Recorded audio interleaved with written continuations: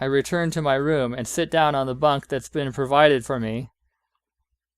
My brain has been biocomputerized. I can now access the net with a mere thought.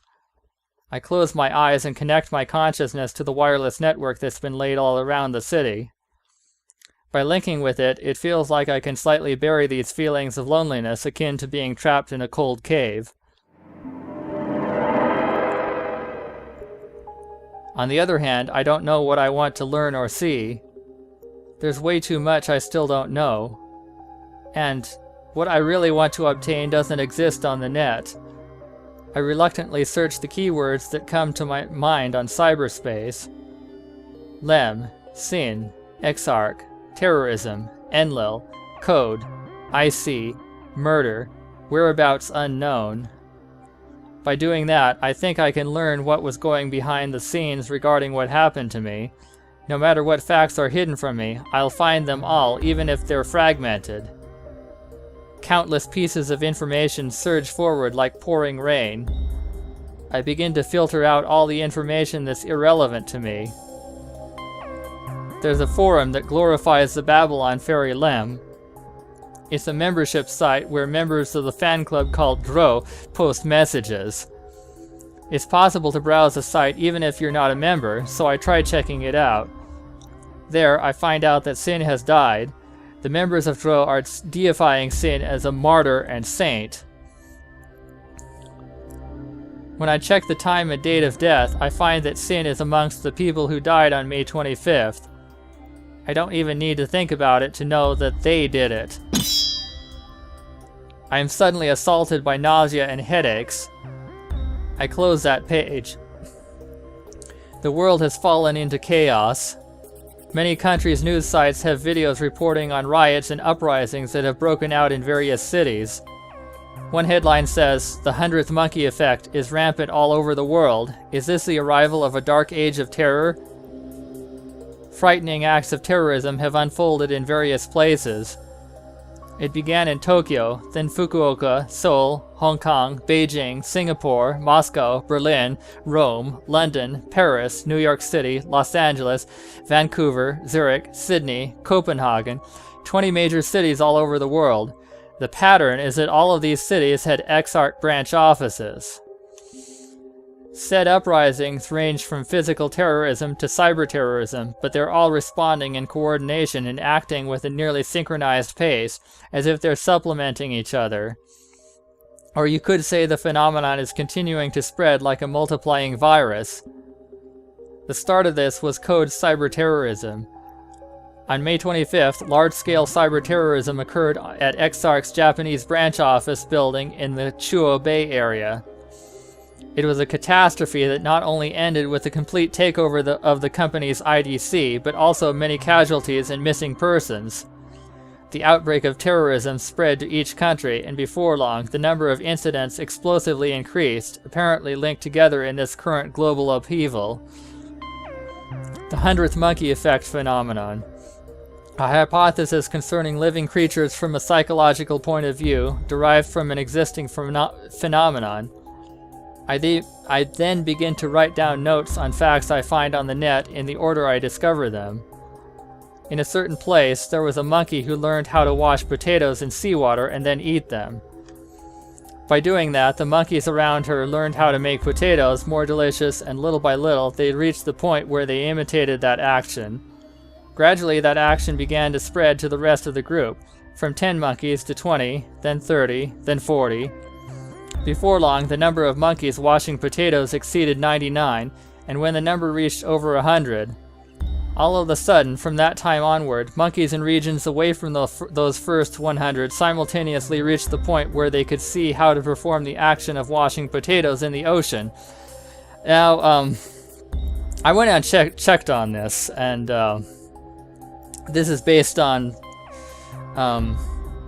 well, basically it's based on a misunderstanding of the relevant research.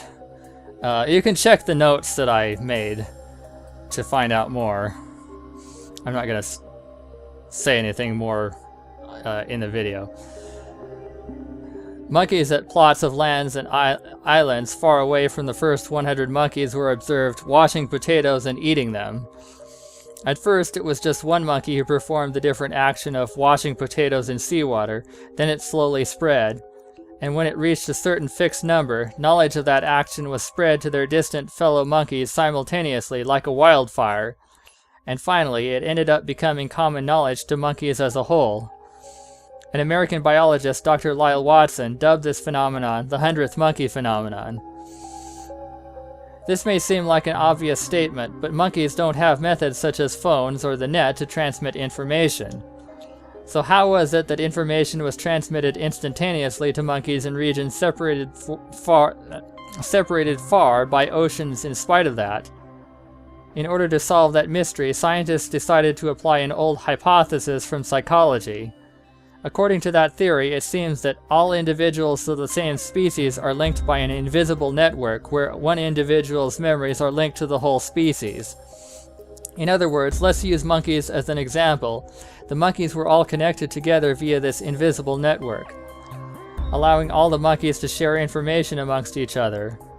This theory originated from the concept proposed by the psychologist Jung, known as the collective unconsciousness. Of course, it goes without saying that it's possible for this to happen to humans too, not just monkeys. For example, fads that start from word of mouth. They slowly seep out from the small sphere they start out in and spread, and after a certain point in time has passed, they explosively spread all over the entire country and don't die down. First, there is an, at the time, very little known fact that's born from nothing. Next, that fact slowly begins to seep into its surroundings, then starts to spread. And before long, when the number of people who know that fact exceeds a certain fixed number, it's finally transmitted to the invisible network and immediately begins to be transmitted to the entire species. Perhaps, once the number of people who believe from the bottom of their hearts that a certain fact is true reaches that fixed number, it might become the truth to everyone. This is a theory born from the phenomenon known as the 100th monkey effect. Let's get back on topic. Yes, please. If we assume this theory is correct, then all of this can be explained. The explosive outbreak of resonating terrorism occurring all over the world happened when the idea of the first act of terrorism conducted by code spread to various places, and terrorists acted in concert by starting uprisings one by one. Because the number of those incidents exceeded a fixed number, it transformed terrorism all over the world via the invisible network. Setting aside the authenticity of this, it's an undeniable fact that acts of terrorism are currently breaking out all over the world, and that the number of these acts is continuing to increase by the day. No, this is certainly a case of as long as you believe the news, then it's a fact. Even though I've gone through this myself, I still can't feel any sense of reality from this. I can't feel any sense of reality from that world on the other side of a thin veil divided by a monitor. But for now, I should put away these kinds of useless problems. As it is, all I can do is be skeptic of even skepticism itself. Skepticism, a paradigm based on the belief that all knowledge is unreliable. If true, that belief itself would be unreliable, so skepticism is an inherent contradiction. This questioning worldview usually develops from the confusion when one's personal opinion contradicts what is considered to be a universal truth. Whether this is the real world or a fictional world, if things keep up like this, it will soon decline into a world ruled by chaos and violence, just like Babylon. Terrorists all around the world are beginning to adopt the one who started this all, Enlil, or Izumo Tsukasa, as a symbol of terrorism, dubbing their newfound hero as the Messiah of the New World and the once and future king. A video on a certain underground site shows Enlil at his highest, giving a speech. 聞け! 我らが愛しき同胞。世界に虐げられし愛し。イマジナリチルドレンよ。迫害こそは。選ばれし者の勲章として胸に刻むにふさわしい。我らこそが、この新しき世界に適応する新世代であることを、誇りにするがよい。汝らの受難の日々は終わった。今こそ立ち上がれ、我が同胞よ。武器を取って総決起せよ。世界秩序は崩壊し、エクサークの陰謀はついえる。我らの団結の炎は、誰にも消すことはできない。When the speech ends, I see excerpts from the corporation's private documents, recordings of a video conference, and images of the inside of a building taken by a security camera. In addition, fragmented images from what appears to be the company's database begin to appear one after another, obviously being company secrets. Occasionally, I'll see a large X logo move across the screen. These images are obviously exposing Exarch's secret affairs. That is to say, bribery, arms smuggling, supplying technology to countries with nuclear weapons, subversive activities, assassinations, human trafficking, live human experimentation, way too many illegal transactions to list. What particularly sticks out is that Exarch, who prides in it being the world's #1 shareholder on cyberware that originates in biocomputers, is also well known for independently developing its own immunosuppressants for cyberware via a patented process and having a virtual monopoly on that market. A virtual monopoly. Over the last few years, Exarch and federal officials have been trading blows in a fierce antitrust lawsuit. Because both sides have become bogged down in the legal system, the prospects for a settlement anytime soon are unlikely at best. However, those immunosuppressants cause certain chemical reactions from which destrudo and libido can be extracted. Huh. Okay. These chemical reactions occur through artificial organs, cyborg parts. Therefore, when the medicine is administered to people who have undergone cybernetic surgery, they produce opioids within the body. What does this all mean? In other words, nano-oracle, the immunosuppressants, itself creates severe cyberware dependence. Nano-oracle, a medicine developed by Exarch in order to alleviate the side effects caused from the incompatibility between cyberware and the human body. The name means microscopic trust. Recently, it's been pointed out that portions of its composition closely resemble the designer drugs destrudo and libido. So people buy medicine to reduce their dependence, which causes their symptoms to worsen as a result. This creates an endless cycle of people needing to buy Exarch's medicine. That corporation is so profit-hungry that they subjected people to chemical poisoning. This is nothing short of inhuman, is it? Exarch is manipulating people via drugs and cyberware? Can we allow these bastards to continue such reckless actions any further? Those are the kinds of issues that Code is passionately bringing to light. The story is simply way too dramatic, and the evidence is lacking authenticity, so it doesn't seem like any legal measures can be taken right away. But the media, who loves gossip and radical topics, is practically on fire right now from having way too much fuel. For these last several months, although radical and mysterious incidents have continued to occur, the viewing public has quickly grown accustomed to the excitement. To those media moguls who are seeking new material, it's an unparalleled situation and the best bait. Combined with the repeated acts of terrorism, chaos is running through the world. All the governments of the countries that are taking this situation seriously are investing in their cyber forces, Special Investigation Corps, the CTC, United Nations Security Council's Counter-Terrorism Committee, and other such anti-terrorism groups. What's more, all of Exarch's cybercore are going around trying to calm down both real space and cyberspace with their support. But the number of criminals is explosively increasing, so restraining them is effectively impossible, as their support never turns up in time. Even if they shut down sites and suspend part of their communication lines, they multiply their data even further like rats and scatter it. In today's world, suspending all communication lines is simply out of the question. If you did, it'd mean the collapse of the world. It doesn't look like there's anyone who can stop Code's force. There's also been changes in the way the media is reporting on Code. Beforehand, their actions were treated as a prolonging of sporadic, distracting pranks, even though they were very malicious, caused real harm to society, and even resulted in deaths. But they finally changed to full-scale cyber terrorists. A certain news show is displayed. News from May 26, 7 a.m. If I were to summarize all the points, it'd be like this. In the early dawn of May 25th, a large-scale armed conflict broke out in Exarch's Japanese branch building in the Chuo Bay area. It seems there were many casualties, but the crime scene is still chaotic, so details are still scarce. Around the same time, terrorists calling themselves Code hijacked a satellite broadcast, and then, from images that appeared to be a declaration of responsibility, established that the armed conflict was the terrorist group Code targeting Exarch via cyber terrorism. The authorities quickly took control of the situation and have taken motions towards arresting the criminal group, but we haven't seen any prominent movements. Another set of news is displayed.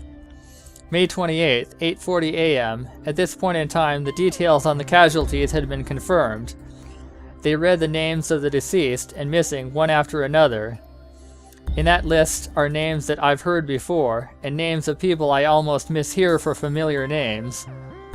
The deceased: Aoi Mitsuhiko, 40. Akashi Akari, 18. Ayase Mika, 17.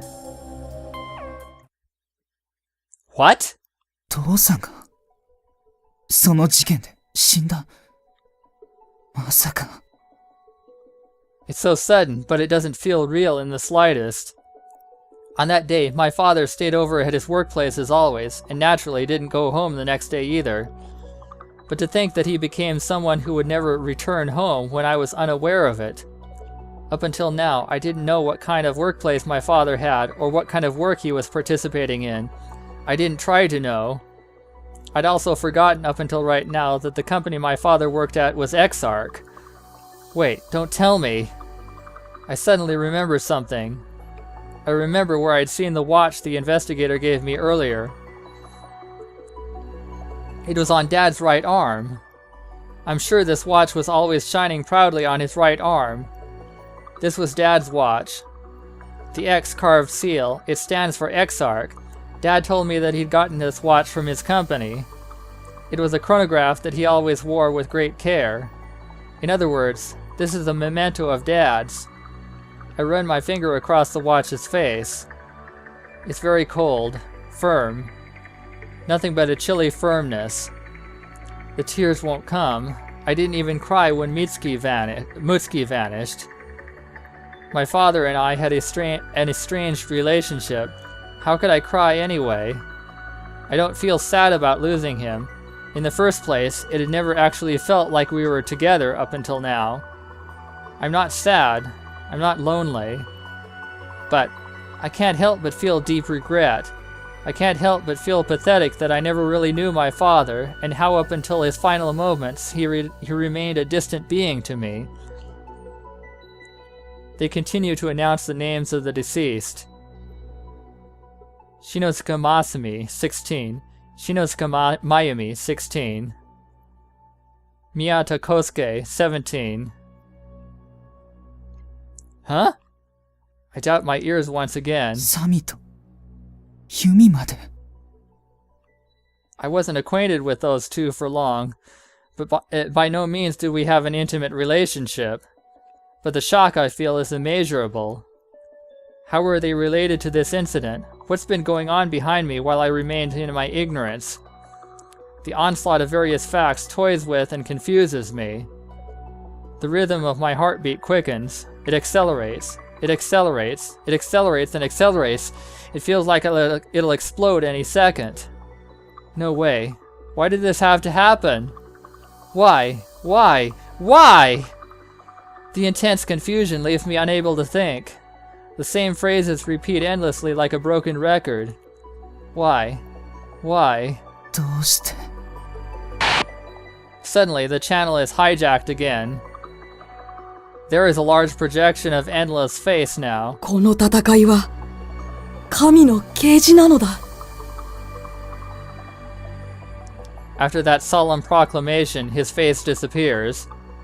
Just then, my anger towards them, my hatred for Code, Exarch, and those people who continue to use us, fiercely swells up. That lump of emotion stems from my powerlessness to save my sister Mutsuki. As a result, my sense of helplessness from being unable to be of any use grows, and an even greater emotion swells up. 僕に力さえあれば I declare this as if it were a curse. I powerlessly grit my teeth, curl my left hand into a fist, and punch the ground. 僕に力が I punch the ground again, and hear the sound of something breaking. Did I break my fist? The current me can't even feel pain. That sort of thing no longer matters.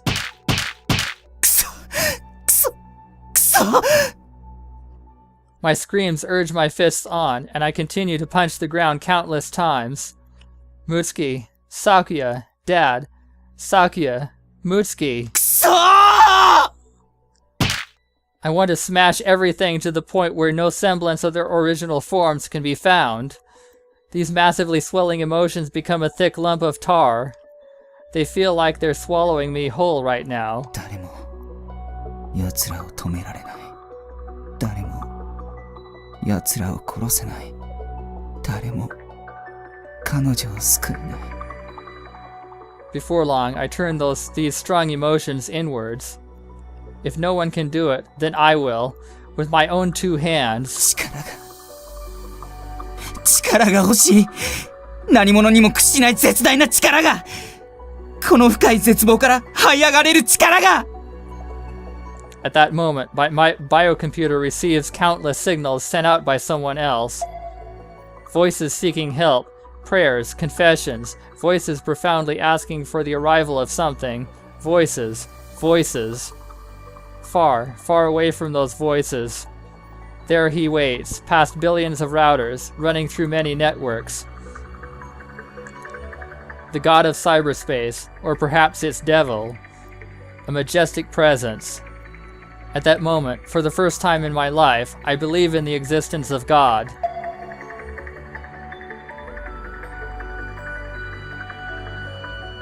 Who to kill? Who to save?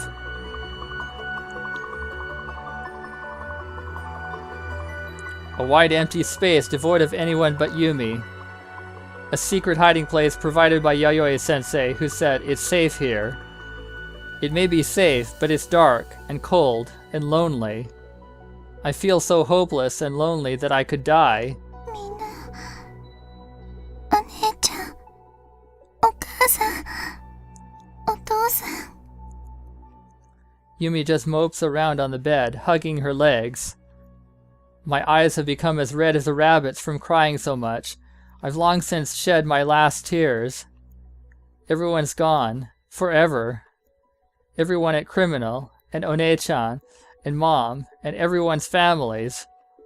Yes, those guys at Code didn't stop at Yumi and her friends. They even got their hands on everyone's families. Why? Why would anyone do such a thing? Mom, I wanted to go home. One-chan, I wanted to go back to my old life.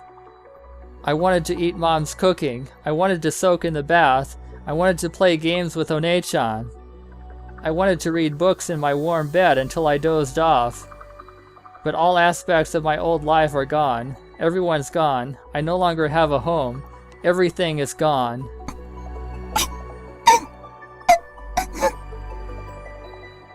I end up sobbing again. Hinata-kun, the underclassman at school I just recently got acquainted with. Surprisingly smart, and so grown up it makes Yumi feel ashamed. A boy somewhat hard to approach, but with warmth deep within his eyes. According to what Sensei said, Hinata-kun was apparently killed afterwards as well. From what I'm told, the professor that died back at the center was Hinata-kun's father, or something similar. So perhaps Hinata-kun got caught up in this the same way Mom did. Everyone was killed. Somebody, anybody, please, save me. Deep sadness, bottomless despair, endless loss. At times like these, yes, at times like these, hasn't he come to save me?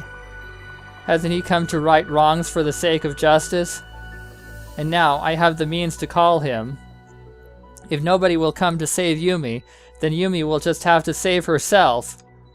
Fighting spirit gushes forth from within my body, just like it did with One-sama. Yumi considers calling him out once more, but she hesitates. She can't take that one last step. After all, Yumi wasn't strong enough to do anything to stop that atrocity. He mercilessly shoots down man after man without concern for his surroundings. Is he really a messiah, and not a destructive demon? My sister's words resound in my head.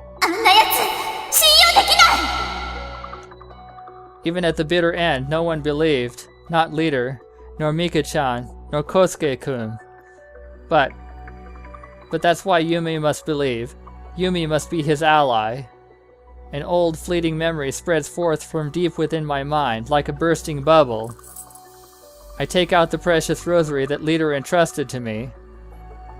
It's okay. お姉ちゃん、リーダー、コウスケくん、ミカちゃん、お母さん、ひなたくん、ユミに、ほんの少しだけユミに勇気を分けてください。It's okay, because I believe. After all, you... ヒーはいつだってユミのヒーローだったから。I offer a single prayer, and one soft kiss upon the rosary.